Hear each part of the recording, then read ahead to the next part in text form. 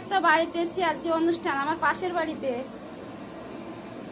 তো কাতলা মাছ বেজে বেজে রাখা হয়েছে, এদিকে দই কাতলা বসিয়ে দিয়েছে দাদা।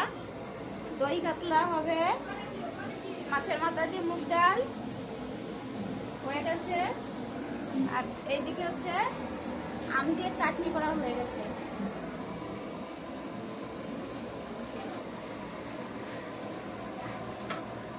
দই কাতলা রান্না হচ্ছে, আর